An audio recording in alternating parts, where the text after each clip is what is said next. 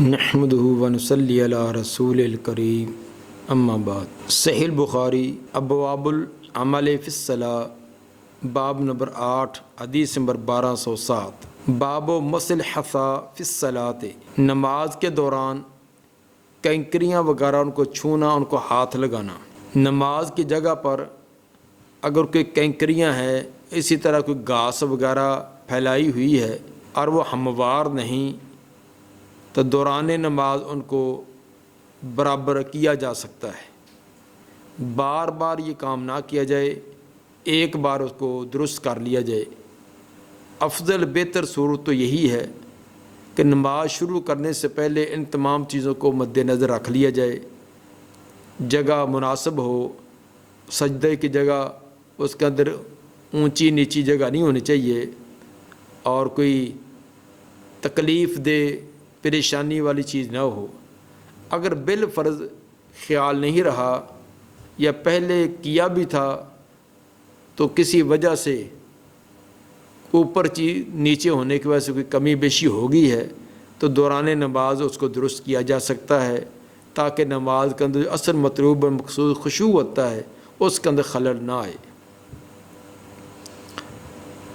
حدیث نمبر 1207 قال حدثنا ابو نعیم قال حدثنا شیبان عن یحییٰ عن ابی سلمہ قال حدثنی معیقیب ان النبی صلی اللہ علیہ وسلم، حضرت معیقیب رضی اللہ تعالیٰ عنہ، معیقیب بن ابی فاطمہ الدوسی ہیں اور سابقین اولین میں سے ہیں۔ روایات ان کی بہت قلیل ہیں، امام بخاری ان سے صرف ایک ہی روایت یہ لائے ہیں۔ وہ فرماتے ہیں کہ نبی صلی اللہ علیہ وسلم فرمایا، قال فی الرجل، اس آدمی کے بارے میں فرمایا، یسوی التراب حیث یسجد، جو مٹی کو برابر کرتا ہے سجدے کی جگہ، سجدہ کرنے کی جگہ مٹی کو برابر کرتا ہے۔ مسجد نبوی کے اندر موجودہ دور کی صفوں کا، قالین کا یا اس طرح کی کوئی چیزیں بچھائی ہوئی نہ تھی، بلکہ کنکریوں والی مٹی تھی، یا زیادہ زیادہ اس کے اوپر کسی دور کے اندر گھاس وغیرہ پھیلا دیا گیا تھا، تو یہی کیفیت تھی۔ تو جو آدمی سجدے کی جگہ مٹی آگے پیچھے اوپر نیچے ہو جاتی تھی اس کو برابر کرتا ہے، اس کے بارے میں فرمایا، ان کنت فاعلا فواحدۃ، اگر تو نے ضرور ہی اس کو برابر کرنا ہے، سجدے کے اندر اس میں خلل آئے گا اور درست کرنا ضروری ہے، تو پھر ایک مرتبہ کر لو۔ بار بار اسی شغل میں رہنا، اسی کام کے اندر مشغول رہنا جو نماز کی اصل روح ہے، یعنی توجہ اللہ، اس کے اندر کوئی کمی آئے تو یہ مناسب نہیں ہے۔ زیادہ سے زیادہ ایک مرتبہ اس کو پریس کر لیے جائے، برابر کر لیے جائے۔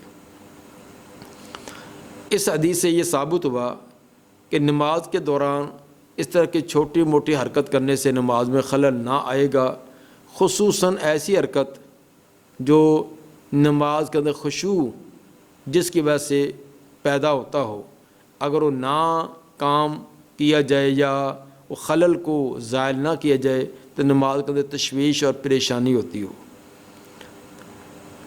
حدیث کے اندر لفظ تراب کے ہیں، مٹی کے ہیں، جبکہ امام بخاری رحمہ اللہ نے الحصا، کنکریوں کا تذکرہ کیا۔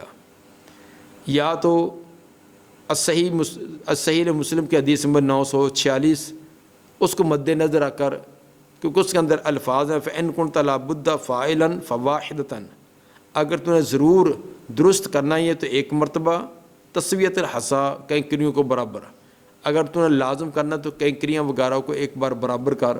تو یہ مسلم کی روایت کے اندر الحصا کا لفظ آیا ہے، اسی کو مد نظر رکھ کر امام صاحب نے کہا۔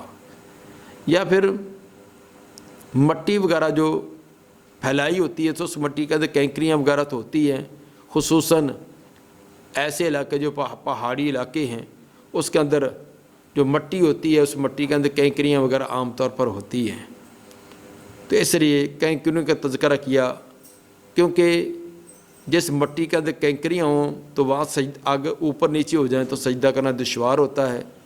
اگر صرف مٹی ہے تو اس کے اندر کچھ آسانی بھی ہوتی ہے۔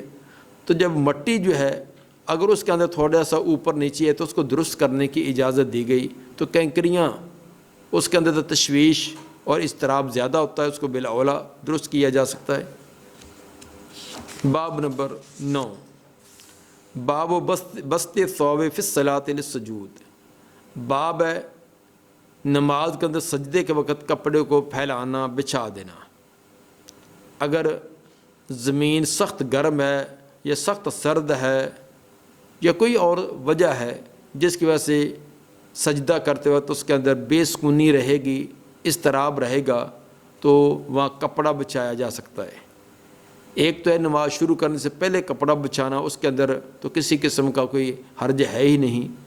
ایک ہے کہ دوران نماز بچھانا۔ دوران نماز بچھانے کی دو صورتیں ہیں، ایک تو انسان کے وہ جسم کے ساتھ ملا ہوا کپڑا ہے، جس طرح کہ بازو کی آستینیں ہوتی ہیں تو ان کو آگے بچھا دینا۔ ایک ہے کہ جسم پر جو سر پر کوئی پگڑی وغیرہ ہے، اس کا کوئی پلو ہے، جس طرح یہ رومال ہے تو اس کا جو یہ بچا ہوا پہلو جو ہے اس کو آگے بچھا کر اس کے اوپر سجدہ کرنا۔ لیکن یہ بوقت ضرورت ہو، جس طرح کہ زمین گرم ہے یا سخت سرد ہے، جس کی وجہ سے سجدہ کرنے کے اندر پریشانی آئے۔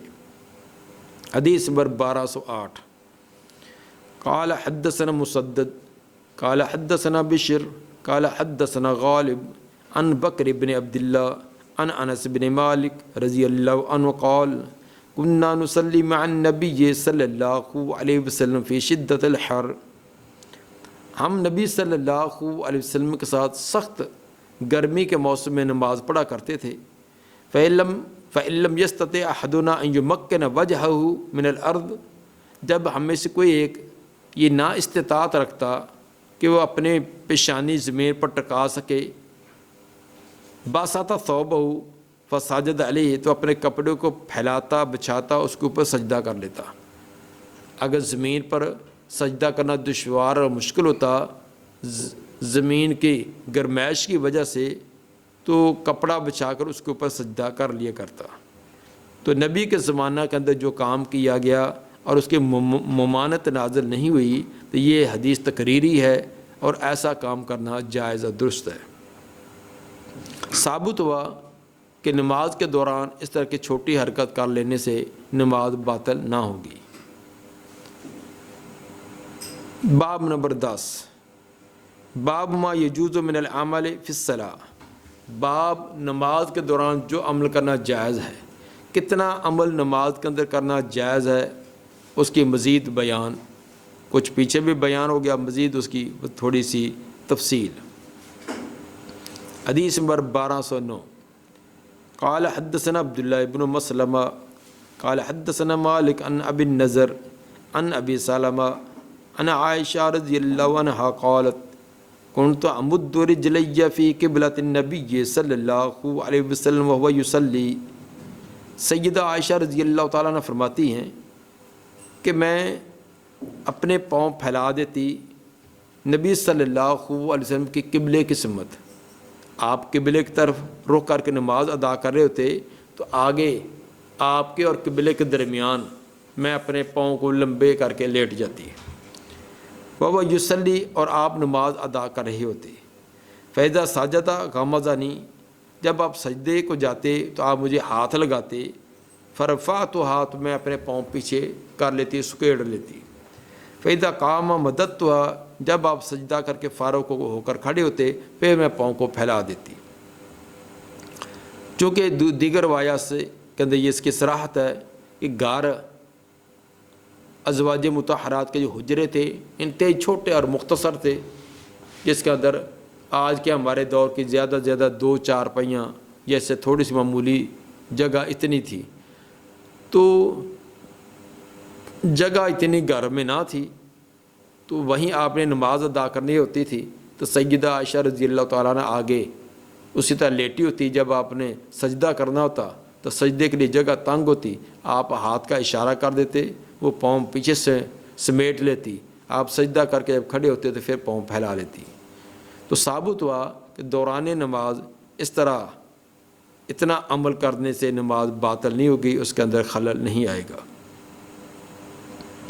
حدیث نمبر 1210 قال حدثنا محمود قال حدثنا شبابة حدثنا شعبہ عن محمد بن زیاد عن ابی ہریرہ رضی اللہ عنہ عن النبی صلی اللہ علیہ وسلم انہ صلی صلاۃ، نبی صلی اللہ علیہ وسلم نے ایک نماز پڑھائی. قال، پھر آپ نے فرمایا ان شیطان عرض علی فشد علی لیقطع الصلاۃ علیہ.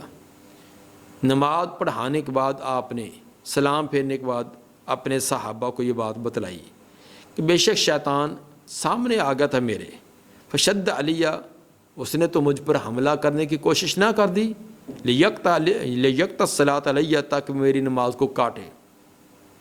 دوران نماز شیطان میری نماز کا خلل ڈالنے کی کوشش کرنے لگا.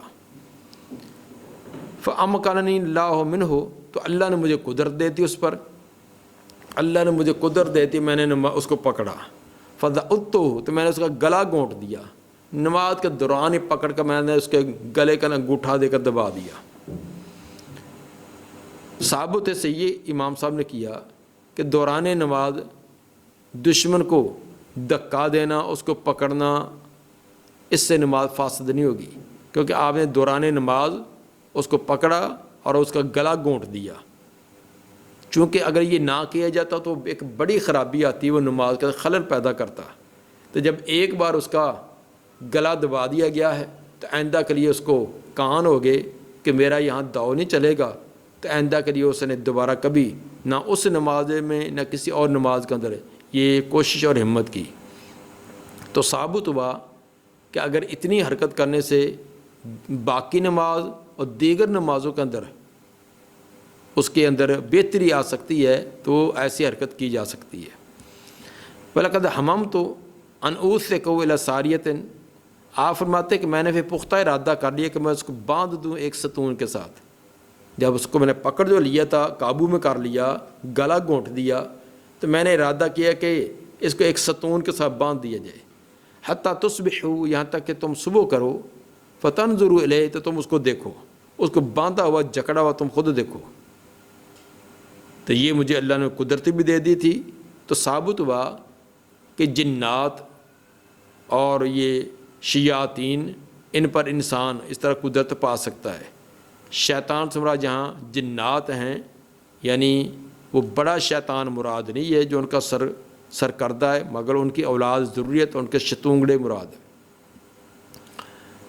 یہ بھی ثابت ہوا کہ جب ویسے تو جنات یہ ایک ہوائی چیز ہیں، انسان کے قابو میں آنا، انسان کا پکڑنا یہ ممکن نہیں ہے، لیکن جب یہ کوئی اور شکل دھار لیتے ہیں، مثلا انسان کی شکل میں آئیں، کسی جانور کی شکل میں آئیں، تو پھر ان پر وہی احکام جاری ہوتے ہیں. مثلا ایک جانور ہے، جانور کی شکل میں آیا تو جیسے جانور کو پکڑا جا سکتا ہے اس کو بھی پکڑا جا سکتا ہے. اسی طرح انسان کی شکل میں آیا، جیسے انسان کو گرایا جا سکتا ہے اس کو بھی گرایا جا سکتا ہے. تو جب یہ کوئی بھیس بدل لیتے ہیں تو پھر ان پر احکام وہی جاری ہوتے ہیں. جس طرح کہ ایک روایت میں ایک صحابی کے بارے میں آتا ہے کہ وہ اپنے گھر میں آئے تو گھر کے اندر ایک بہت بڑا سانپ تھا، تو انہوں نے ان کو نیزہ مار کے قتل کر دیا. تو قتل کیا تو وہ اصل کے اندر جن تھا، جنوں کا کوئی بچہ تھا. تو اس طرح کا روپ دھار کر وہ پڑا ہوا تھا. باقی جنات کو پتہ چلا کہ ہمارے ایک فرد کو قتل کر دیا، تو انہوں نے پکڑ کر اس صحابی پر حملہ کر دیا، جس کی وجہ سے وہ بھی وفات پا گئے تھے. تو ثابت ہوا کہ جب وہ جن جو ایک سانپ کی شکل اختیار کیا ہوا ہے، تو جیسے سانپ کو نیزہ کوئی ڈنڈا وغیرہ مارنے سے مر جاتا ہے، اس طرح اس کی کیفیت بھی. تو یہ اتنی کو اس کو ڈنڈا مارے تو وہ ہوائی چیز تھی، وہ دائیں بائیں ہو جائے، ہوا کو لگے، اس کو لگے ہی نہ. اسی طرح جب آپ نے اس کو پکڑا ہے تو پھر اس کو جس طرح باقی انسانوں کے احکام ہوتے ہیں، اس کو پکڑنا، اس کا گلا دبانا، اس کو باندھ دینا، وہ احکام اس پر جاری ہو گئے تھے.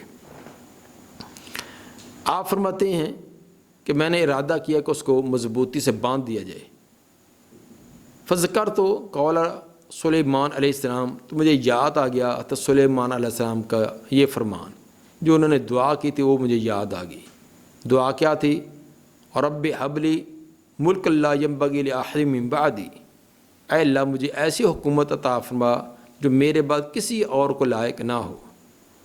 فردہ اللہ خاسئا، چنانچہ اس شیطان کو اللہ تعالیٰ نے ذلیل و خوار کر کے ناکام واپس لوٹا دیا، وہ میری نماز میں کوئی خلل کوئی کمی نہ ڈال سکا۔ اس سے امام بخاری رحمہ اللہ نے ثابت کیا کہ نماز کے دوران نماز اس طرح کا کام کرنا جائز ہے۔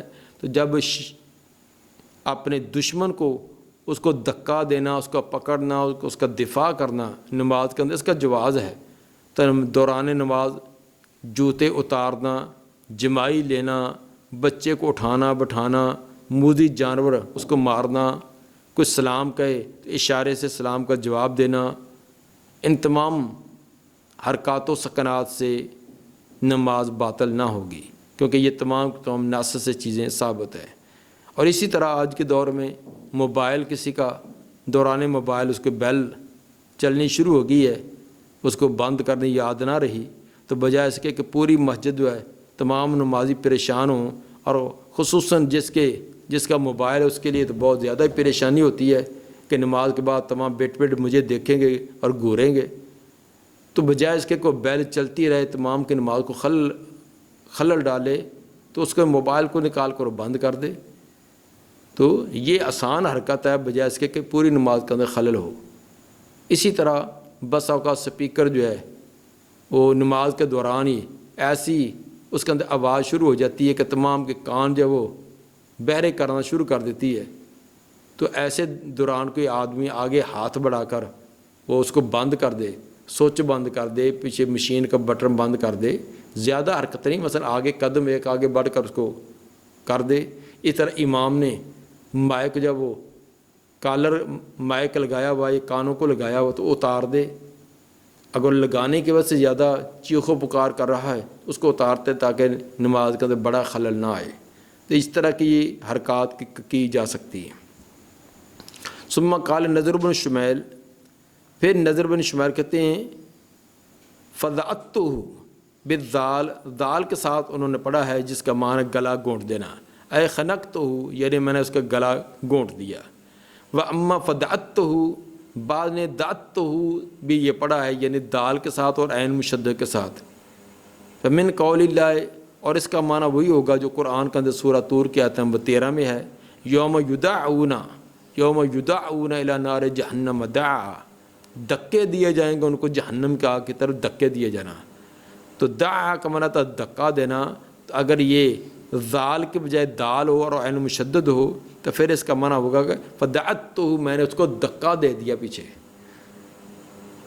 اے یدفعون والثواب الاول، لیکن امام صاحب فرماتے ہیں لیکن زیادہ درست لفظ پہلا ہے، یعنی ذال اور عین کے ساتھ ضعتہ، جس کا معنی ہے گلا دبا دینا۔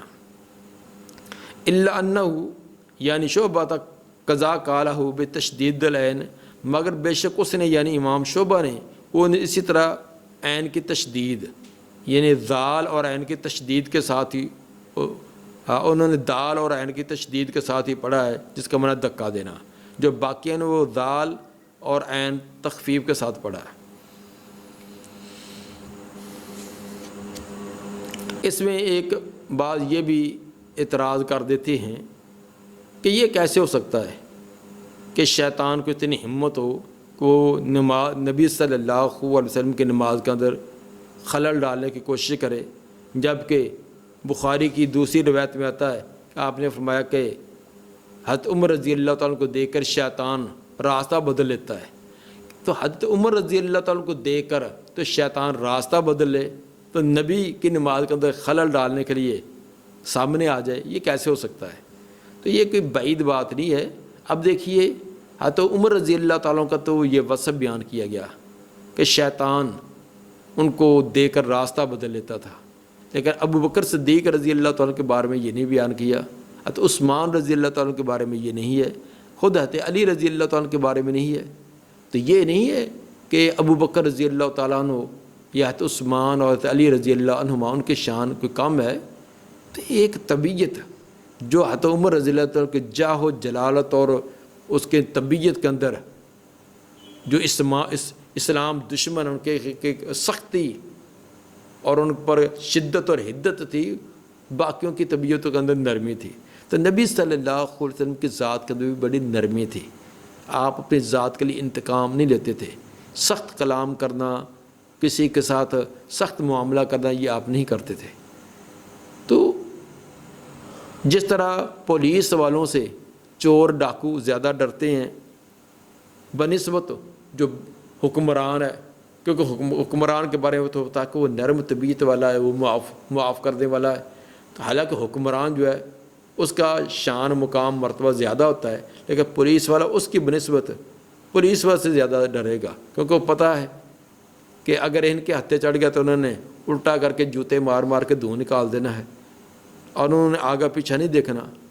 اسی طرح حضرت عمر رضی اللہ تعالیٰ عنہ کی طبیعت کے اندر جو شدت و سختی تھی، اسلام دشمن ان کے بارے میں، تو اس وجہ سے ان سے یہ زیادہ ڈرتا تھا۔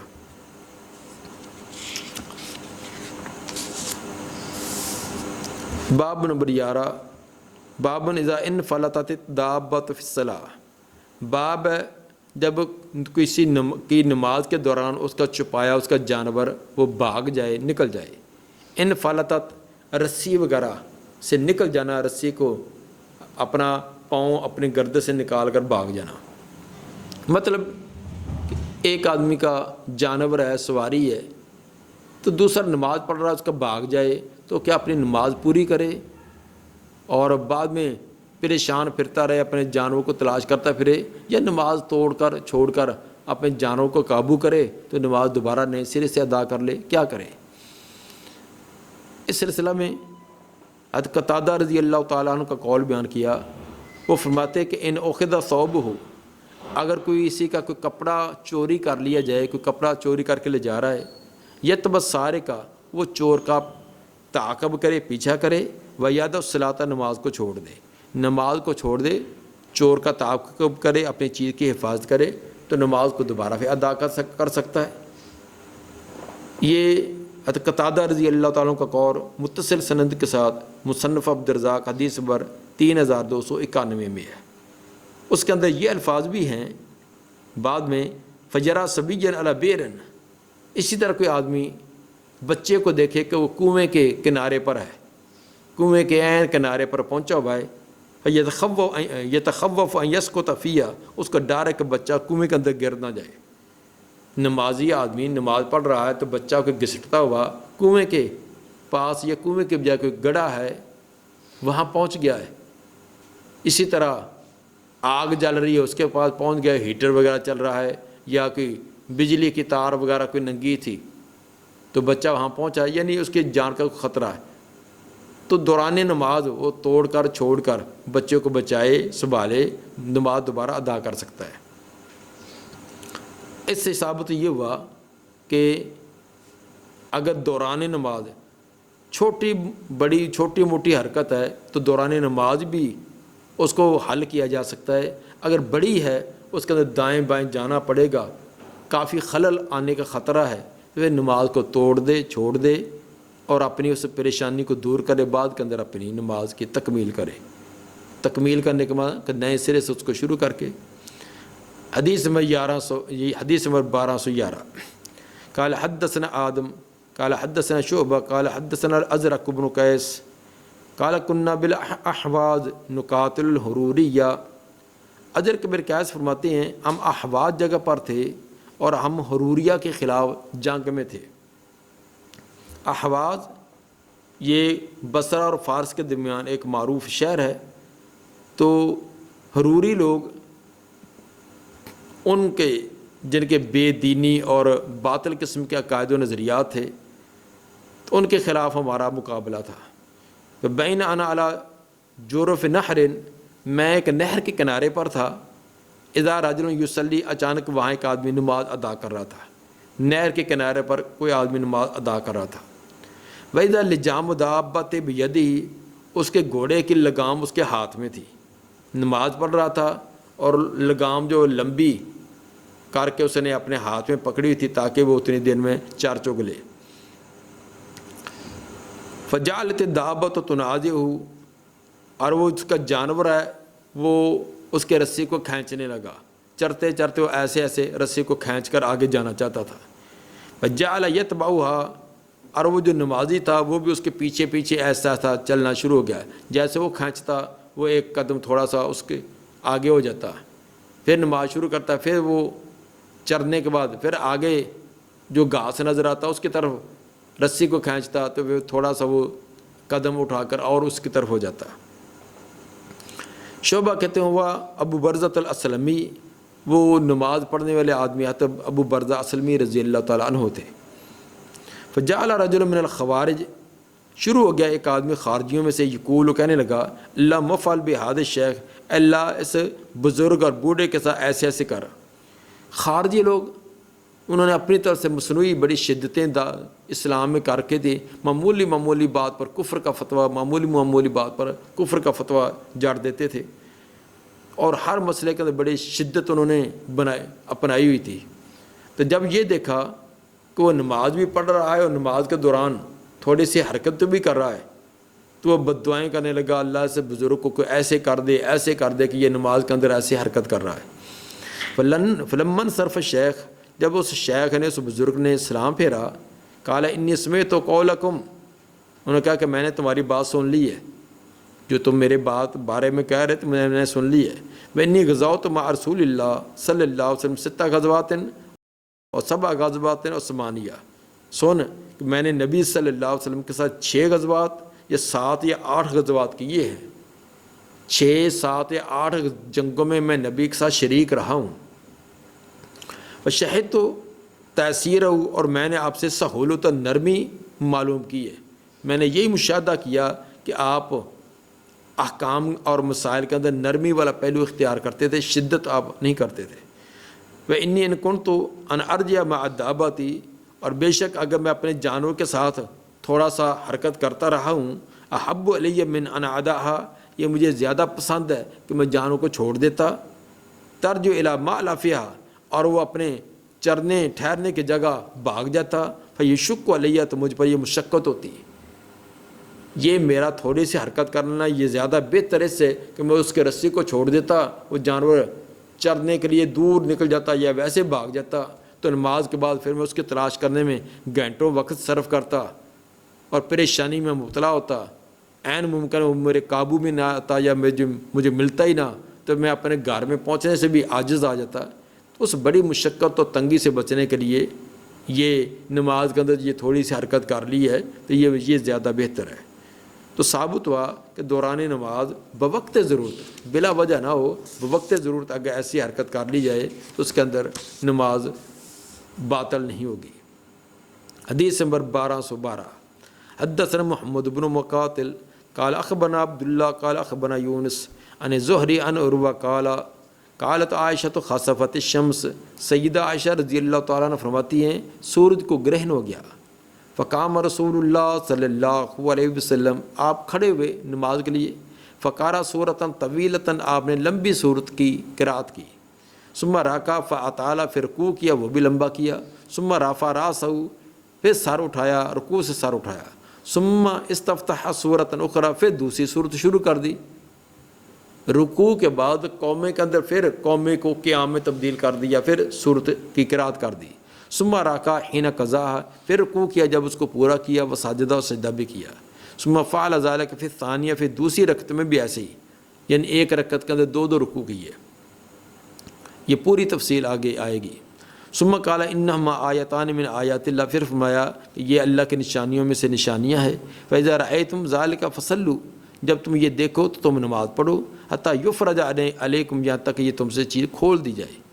لقد رأیت فی مقامی ھذا کل شیء وعدتہ، تحقیق میں نے دیکھی اپنے اسی جگہ کھڑے ہوئے ہر وہ چیز جس کا مجھے وعدہ دیا گیا ہے، جو قیامت کو جنت جہنم یہ تمام معاملات کے وعدے وہ مجھے یہاں کھڑے دکھلا دی گئی.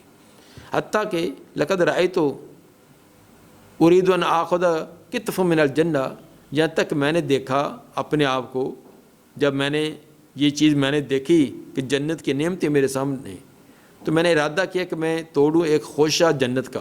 حین رأیتمونی، یہ اس وقت تھا جب تم نے مجھے دیکھا تھا کہ جعلت اتقدم، میں آگے بڑھتا جا رہا ہوں. تم نے مجھے دیکھا تھا نا کہ نماز کے اندر میں آگے آگے بڑھ رہا ہوں. تو اصل میں جنت کے خوشے میرے سامنے تھے، تو میں آگے بڑھ کر ان کو پکڑنے کی کوشش میں تھا۔ اور اسی طرح وَلَقَدْ رَأَيْتُ جَهَنَّمَ يَحْتِمُ بَعْضُهَا بَعْضًا، میں نے دیکھا جہنم اس کا بعض حصہ بعض کو توڑے جا رہا ہے، مروڑے جا رہا ہے۔ حِينَ رَأَيْتُمُونِي تَأَخَّرْتُ، یہ اس وقت منظر مجھے دکھلایا گیا جب تم نے مجھے دیکھا تھا کہ میں پیچھے ہٹ رہا ہوں۔ نماز کے اندر اندر آپ نے مجھے پیچھے ہٹتے دیکھا تو مجھے یہ جہنم کا منظر میرے سامنے تھا، تو میں اس کی وجہ سے بچنے کے لیے پیچھے ہٹ رہا تھا۔ وَرَأَيْتُ فِيهَا عمر بن لحی، اس سے جہنم کے اندر میں نے عمر بن لحی کو بھی دیکھا۔ وہ کون تھا؟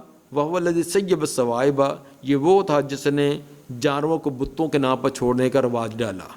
سب سے پہلے بتوں کے نام پر جانوروں کو چھوڑ دینا، ان کے نظر و نیاز دینا، ان کا چڑھاوا منت کے لیے طریقہ جاری کرنا، یہ سب سے پہلے عمر بن لحی اس بدبخت نے کیا تھا۔ تو جہنم کے اندر اس کا یہ برا حال میں نے دیکھا۔ پوری تفصیل اس کی سورہ مائدہ، تفسیر سورہ مائدہ حدیث نمبر 46 و 23 کے اندر بھی آئے گی۔ دعا ہے کہ اللہ تعالیٰ نبی صلی اللہ علیہ وسلم کے فرامین کو کما حق کو سمجھ کر عمل کرنے کی توفیق عطا فرمائے۔ سبحان ربک رب العزت عما یصفون، والسلام علی المرسلین، والحمد للہ رب العالمین۔